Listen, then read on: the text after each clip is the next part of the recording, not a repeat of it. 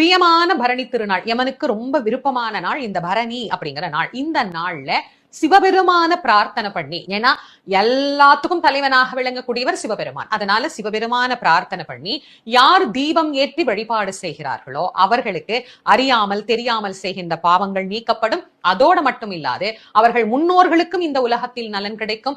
அந்த ஆன்மா இந்த இடத்துக்கு வருகிற போதும் அதற்கு நலன் கிடைக்கும். அதனுடைய எதிர்கால சந்ததியினரும் நலன் பெறுவார்கள். பரணி என்று ஏற்றப்படுகிற தீபம் நமக்கு யமவாதனையை தீர்க்கக்கூடிய தீபமாகவும், நம் எல்லோருக்கும் நல்ல நலன்களை, பாவங்களை நீக்கி புண்ணியத்தை தரக்கூடிய ஒரு பெருநலன்களை தரக்கூடிய ஒரு தீபமாகவும் இந்த தீபம் அப்படிங்கிறது அமைந்திருக்கிறது.